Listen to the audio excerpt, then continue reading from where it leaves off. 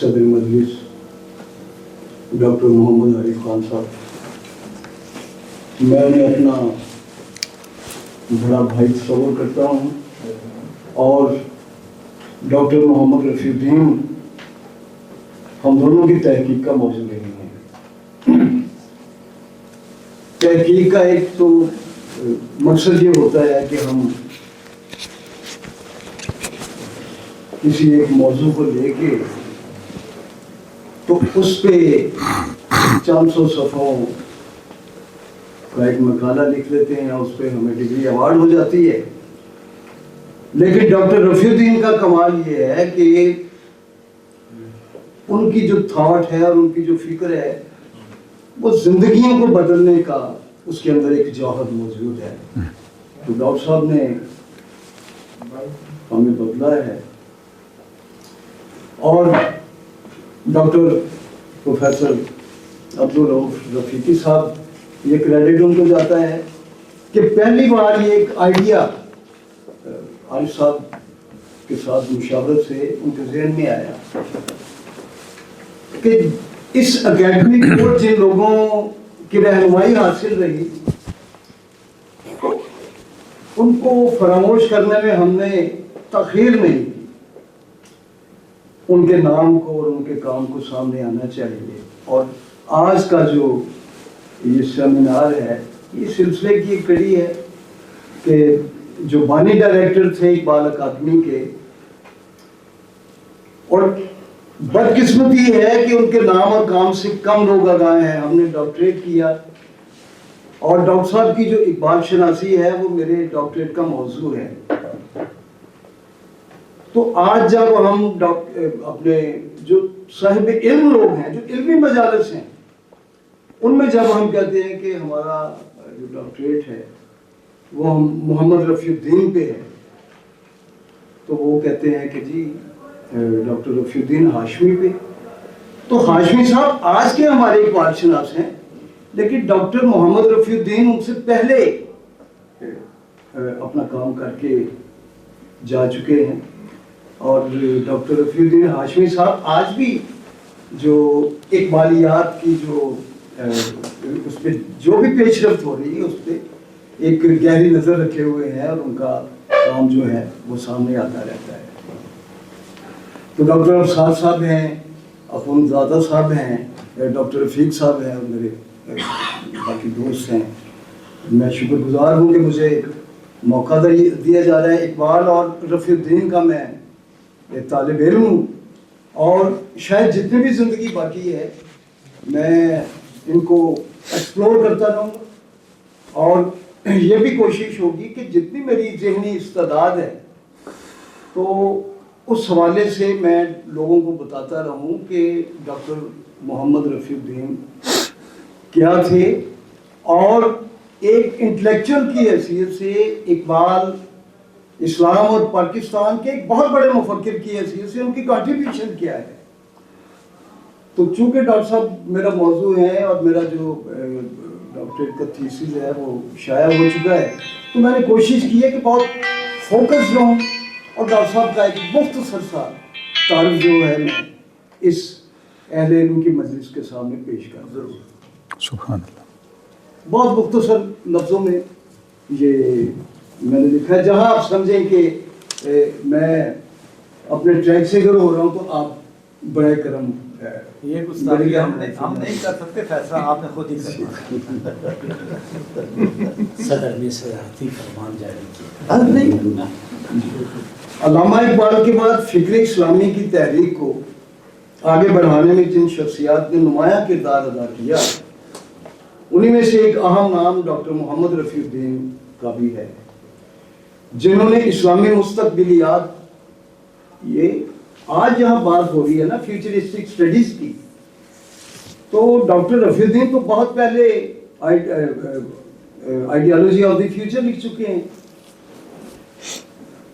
تو ڈاکٹر صاحب نے اسلامی مستقبلیات، فلسفہ تعلیم اور فکر اقبال کے حوالے سے قابل قدر علمی اور تحقیقی کارنامے سر انجام دیے۔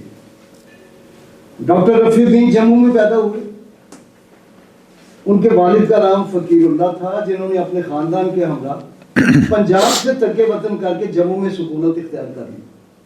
तो ये फूल जो है ये पंजाब का था, जो वहाँ जाके जिसकी खुशबू से कश्मीर महका और फिर उसकी महक जो है वो पूरी इल्मी दुनिया में फैल गई। रफीउद्दीन ने ओरिएंटल कॉलेज लाहौर से 1929 में एमए अरबी के इम्तिहान में कामयाबी हासिल की, जिसके बाद बहसीयत प्रोफेसर अरबी और उर्दू श्री प्रताप सिंह कॉलेज श्रीनगर में उनका तकर्रुर हुआ। आइडियोलॉजी ऑफ द फ्यूचर उनकी पहली और बुनियादी फलसफियाना तसनीफ है, जिसे उन्होंने Prince of Wales college Jammu के क़याम के दौरान 1942 में मुकम्मल किया। अब आप ये देख लें कि 1942 के बाद से आज तक, अब तो इसका उर्दू तर्जुमा भी शाया हो गया। कितने लोग ऐसे हैं कि जिन्होंने इस फलसफियाना तसनीफ को अपनी तहरीरों में हवाला बनाया। डॉक्टर साहब की मुश्किल पसंदी को जवाब बना के तो लोग जो है वो डॉक्टर साहब से दूर भाग गए। लेकिन किताब की इशाअत के लिए कोई नाशिर दस्तयाब न हुआ तो उन्होंने 1946 में अपने खर्च पर किताब शाया करवाई। किताब की फरोख्त से पहले उसके चंद नुस्खे लाहौर के अखबारों और रिसालों को तबसरे के लिए भिजवाए जा सके थे कि फसादा की आग भड़क उठी। रफीउद्दीन आइडियोलॉजी की कापियों के ढेर पर हसरत की नजर डालकर वहां से हिजरत पर मजबूर हो गए। याद रहे कि दूसरे एडिशन 1956 में मुसन्निफ का एक नोट भी शाया हुआ, जिसमें पहले एडिशन में चंद सौ कापियों की इशाअत की खबर है। आइडियोलॉजी ऑफ द फ्यूचर में इस्लाम को मुस्तकबिल का और आलमगीर नजरिया करार देते हुए ये इस्तदलाल किया गया है कि फितरत की तमाम कुव्वतें लम्हा ब लम्हा इसी हकीकी नस्ल-ए-ऐन की तरफ बढ़ रही हैं, जिसकी तस्दीक साइंसी इंकिशाफात से भी मुसलसल हो रही है कि कायनात की आखिरी हकीकत मादा नहीं बल्कि शऊर है। लेकिन तारीख़ इंसानियत के एक मुकम्मल नज़रिया हयात के दावेदार होने की हैसियत से इसका फितरी तकाजा है कि अब तक इंसानी उलूम ने तरक्की और इर्तिका के जो मदारज तय किए हैं, उनका इसी नज़रिया हयात की रोशनी में असर नौ जायज़ा लेकर न सिर्फ उसके तजादात को वाज़ेह किया जाए, बल्कि उसके बुनियादी उसूलों के साथ इन उलूम को भी हम आहंग किया जाए। 1949 में पंजाब यूनिवर्सिटी की सिंडिकेट में जब ये किताब डॉक्टरेट ऑफ फिलॉसफी के लिए पेश हुई तो बाद मेंबर्स ने एतराज़ किया कि चूंकि उम्मीदवार फलसफा में मास्टर डिग्री के हामिल नहीं हैं, लिहाजा उन्हें फलसफा में पीएचडी नहीं दी जानी चाहिए। उस वक्त पंजाब यूनिवर्सिटी में डॉक्टर उमर हयात मलिक वाइस चांसलर के मनसब पर फाइज थे। उन्होंने इस इतराज़ को ये कहकर मुस्तरद कर दिया कि अगर कोई शख्स फलसफा में एमए होते हुए भी ऐसी मार का फलसफियाना किताब नहीं लिख सकता, तो जिन्होंने फलसफा में डिग्री ना होने के बावजूद ऐसी किताब लिख दी है तो उन्हें डॉक्टरेट जरूर मिलनी चाहिए। इस पीएचडी के मुमतहिनीन डॉक्टर सराधा कृष्णा, जो सदर जमहूरिया भी रहे बाद में, प्रोफेसर विलियम लिली और सैयद जफरुल हसन जैसे नामवर असाब थे। सराधा कृष्णा ने अपनी रिपोर्ट में लिखा कि ये मकाला इल्मी रिवायत में एक ठोस इजाफा है। प्रोफेसर लिली ने इसको फ्राइड, एडलर, कार्ल मार्क्स और मैकडोगल के नजरियात का हतमी अवतार करार दिया। इल्मी बुनियादों पे, जज्बात की बुनियाद पे नहीं, उन्होंने इल्मी हवालों और इल्मी दलाइल के साथ उनकी फिक्र को रद्द किया। जबकि सैयद जफरुल हसन की राय ये थी कि आज तक फलसफा की कोई किताब उनकी नज़र से ऐसी नहीं गुजरी जो इस्लाम के इस कदर करीब हो। बल्कि डॉक्टर साहब को तो ये कहना है कि जो हिकमत इकबाल है, जो उनकी आखिरी तसनीफ है, वो इस्लाम की हकीमाना तौजीह है। 1961 में फलसफा तालीम पर शाया होने वाली डॉक्टर मोहम्मद रफीउद्दीन की तसनीफ फर्स्ट प्रिंसिपल्स ऑफ एजुकेशन पर 1965 में पंजाब यूनिवर्सिटी की तरफ से आपको डीलिट अता की गई। याद रहे कि ये डिग्री भी आपको फलसफा में दी गई। डॉक्टर रफीउद्दीन की इन दोनों तसारीफ का उर्दू तर्जुमा मारूफ इकबाल शनास डॉक्टर मोहम्मद आसफ अवान कर चुके हैं। ये तर्जुमा अभी उन्होंने ख़त्म किया है और इशाअत के मराहल में है। क़याम पाकिस्तान की फ़ौरन बाद हुकूमत मगरबी पाकिस्तान ने نو مسلم اسکالر علامہ محمد اسد لیوپولڈ وائس کی سربراہی میں ڈپارٹمنٹ آف اسلامک ریکنسٹرکشن قائم کیا تو محمد رفیع الدین ریسرچ آفیسر کی حیثیت سے اس کے ساتھ وابستہ ہو گئے. علامہ اسد نے احیاء ملت اسلامیہ کے قیام کی وضاحت ادارے کے ترجمان علمی جریدے عرفات میں اس طرح سے بیان کی کہ اس محکمے کی غایت یہ ہے کہ اسلامی اصولوں کے ماتحت زندگی کی اثر نو تعمیر میں ملت کا ہاتھ بٹھائے. اسلامی فکر و عمل کا احیاء اور وہ بھی صدیوں کے زوال و انحطاط کے بعد کوئی معمولی بات نہیں. یہ اتنا بڑا کام ہے کہ جس کے لیے ملک کے بہترین دماغوں کے اشتراکی عمل کی ضرورت ہوگی تاکہ وہ اس مقصد کے لیے ایک قطعی راستہ اور اس کی ضروریات کا ایک مکمل نقشہ تجویز کر سکے. اس ادارے کی ملازمت کے دوران آپ نے پاکستان کا مستقبل کے عنوان سے ایک مقالہ بھی تحریر کیا جو ایک کتابچے کی صورت میں شائع ہوا جس کا ایک نسخہ قائد اعظم کی خدمت میں بھی ارسال کیا گیا لیکن اس کا جواب لکھنے کے لیے قائد کو مہلت نہیں مل سکی. 1950 میں ڈاکٹر خلیفہ عبدالحکیم نے انسٹیٹیوٹ آف اسلامک کلچر کی بنیاد رکھی اور ڈاکٹر رفیع الدین کو بھی دیگر اسکالرز کے ساتھ اپنی ٹیم کا حصہ بنایا. اسی دوران میں آپ نے قرآن اور علم جدید، روح اسلام، مارکسیت کا مغالطہ، اسلام کا نظریہ تعلیم اور کئی دوسرے مقالات تحریر کیے. 1951 میں اقبال اکادمی پاکستان ایک نیم سرکاری ادارے کی حیثیت سے کراچی میں قائم ہوئی. اس کے پہلے ڈائریکٹر ہونے کا اعزاز ڈاکٹر رفیع الدین کو حاصل ہے جن کا تقرر 1953 میں ہوا. آپ اپنی ریٹائرمنٹ 1965 تک اس ادارے کی ترقی اور فروغ کے لیے کوشاں رہے. 1962 میں ایک صدارتی آرڈیننس کے ذریعے اس ادارے کو اثر نو منظم کیا گیا. آپ ہی کے دور نظامت میں اقبال اکادمی پاکستان کے ترجمان مجلات کے طور پر اپریل 1960 میں سماعی اقبال ریویو انگریزی اور اقبالیات اردو کا اجرا ہوا. ڈاکٹر رفیع الدین کے بعد بشیر احمد ڈاج، doctor Abdul Hamid Kamali, doctor M Moizuddin, doctor Waheed Qureshi, professor Muhammad Munawar, professor Shohrat Bukhari, محمد سہیل عمر اور ڈاکٹر بصیرہ عمری اس منصب پر فائز ہوئے. اب یہ علمی منصب ڈاکٹر صاحب کے پاس ہے اور پہلے دن سے ہی اپنے تقرر کے ابتدا سے ہی انہوں نے اس اکادمی کو ایک فعال ادارہ بنانے کے لیے اپنی کوششوں کا آغاز کر دیا ہے.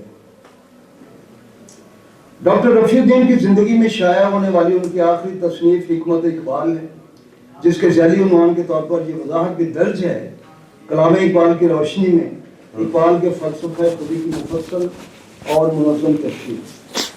حکمت اقبال پہلی بار علمی کتاب خانہ اردو بازار لاہور کی جانب سے شائع ہوئی جس پر تاریخ اشاعت درج نہیں تھی. تاہم ان کے سوانحی حالات سے یہ معلوم ہوتا ہے کہ یہ ان کی وفات سے چند ماہ پیشتر شائع ہوئی، لہذا اس کے سنِ اشاعت کے طور پر سال 1969 کا تعین کیا جا سکتا ہے. ڈاکٹر رفیع الدین نے حکمت قرآنی کی روشنی میں فلسفہ خودی کی منفرد اور منظم تشریح و تعبیر پیش کی ہے. وہ اقبال کی فکر کو ایک ایسے نظام فکر فلسافیکل سسٹم کے طور پر سامنے لاتے ہیں جس کا مرکزی یا اساسی تصور خودی کو قرار دیا جا سکتا ہے، جس سے ان کے دیگر تمام تصورات کا صدور ہوتا ہے. اسی لیے ان کے اندر علمی اور منطقی ربط موجود ہے. ڈاکٹر رفیع الدین نے ریٹائرمنٹ کے بعد 7 اگست 1966 میں اسلامک ایجوکیشن کانگریس کی بنیاد رکھی جس کے قیام کا مقصد علوم جدید کی اسلامی تشکیل تھا اور جس کی روح سے یونیورسٹی کی سطح تک کے نصاب کو اس طرح سے مرتب کرنے کی ضرورت تھی کہ تصور توحید اس کا مرکز و محور قرار پائے. ڈاکٹر رفیع الدین کا تجزیہ یہ ہے کہ کلیسا کے علم دشمنی نے تعلیم کو دینی اور دنیاوی کیمپوں میں تقسیم کیا اور اس کے نتیجے میں حقیقت کائنات کی وحدت بھی منقسم ہو کر رہ گئی. یہی وجہ ہے کہ مغرب میں بے خدا سائنس کو ایک حقیقت کے طور پر تسلیم کر لیا گیا.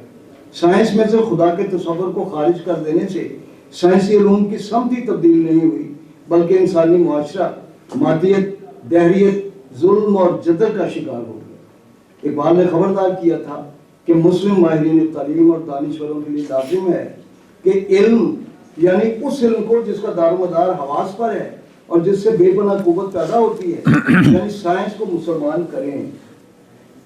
اگر اس کی قوت دین کے تابع ہو جائے تو یہ نوع انسانی کے لیے سراسر رحمت ہے. یہی نقطہ اقبال اور ڈاکٹر رفیع الدین کے تعلیمی فلسفہ کا مرکز اور مقصد قرار دیا جا سکتا ہے. آل پاکستان اسلامک ایجوکیشن کانگریس کے مقاصد میں سے ایک دی ہولی قرآن یونیورسٹی آف سائنسز کا قیام بھی تھا، تاکہ سائنس کے طالب علموں کو اس حقیقت سے روشناس کرایا جا سکے کہ کائنات میں جو وحدت، حسن اور ہم آہنگی پائی جاتی ہے وہ محض حادثاتی نہیں بلکہ خالق کے کائنات کے تخلیقی فعل کے شواہد ہیں، اور ان کا مقصد کائنات کی ہر شے اور بحیثیت کلی کائنات کی بتدریج تکمیل اور ربوبیت ہے. ڈاکٹر صاحب کے آخری 9 سال بھی اپنے انہی علمی مقاصد کی تکمیل میں مصروف کار رہے کہ ان کی زندگی کی شام ہو گئی. انا للہ و انا الیہ راجعون. 29 نومبر 1969 کو کراچی کے لارنس روڈ پر ایک حادثے میں جاں بحق ہو گئے. ڈاکٹر اسرار احمد مرحوم نے اپنے عزیز دوست کی وفات پر تعزیتی شجرے میں لکھا کہ ڈاکٹر صاحب جس رکشہ میں سوار تھے اسے ایک بس نے رون ڈالا. نتیجتاً ڈاکٹر صاحب بھی بری طرح کچلے گئے، حتیٰ کہ ان کا مغز تک سڑک پر بکھر کر رہ گیا. ڈاکٹر صاحب کی اندھوناک موت سے علمی دنیا افسوس میں ڈوب گئی. انہیں سیالکوٹ میں سپرد خاک کیا گیا. ڈاکٹر رفیع الدین نے اسلام، اقبال اور پاکستان کو تعمیر اپنی تحقیق کا موضوع بنائے رکھا اور انہیں کی سربلندی کے لیے کام کرتے کرتے دنیا سے رخصت ہو. آپ سب کا بے حد شکریہ. ماشاء اللہ.